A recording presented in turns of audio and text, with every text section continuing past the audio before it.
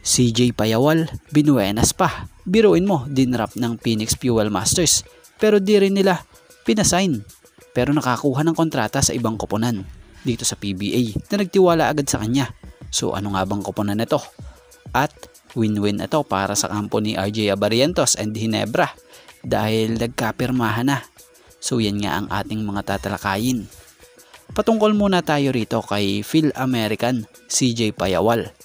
Ito'y ang 28 overall pick na dinrap ng Phoenix Fuel Masters sa nakalipas lang na nakaraang rookie draft.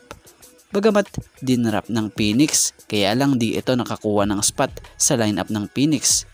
Kaya naman, nang hindi ito assign ng team ng Phoenix, agad-agad itong tumungo sa TNT para mag-try out. At ito ang naging resulta.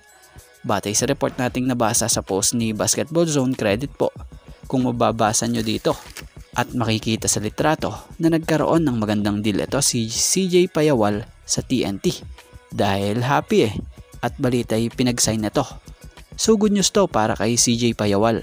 Sa mga hindi masyado familiar kay CJ Payawal, ayon sa background nito, nakapaglaro na ito sa St. Xavier University sa NAIA, UA Red Warriors sa UAAP, Manila Chooks sa FIBA 3x3 at sa Valenzuela Classics sa MPBL. Si CJ Payawal, ang strength nito ay ang pagiging spot-up shooter at ang kanyang perimeter defense. Isa rin sa maaasahan sa kanya yung mga offensive rebounds niya. So sa ngayon may edad lamang ito ng 27-year-old.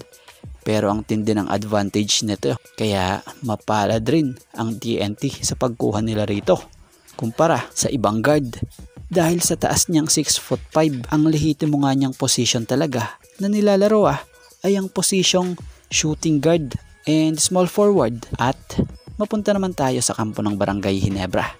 Ngayon ay talagang official ng taga Barangay Ginebra etong si RJ Abarientos matapos ang tuluyang pagpirma niya sa Ginebra.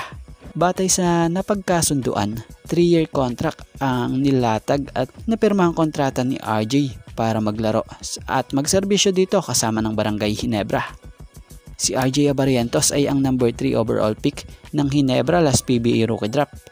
So kaabang-abang ang debut game ni RJ kasama ng Barangay Ginebra ngayong Wednesday paparating kontra dito sa 2024 P-League champion team na New Taipei Kings na pinangungunahan ni former NBA player Jeremy Lin.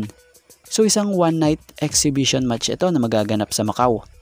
So yan nga, sa ngayon ito nga lang po muna ang ating sports pasada and thank you for watching guys and God bless everyone.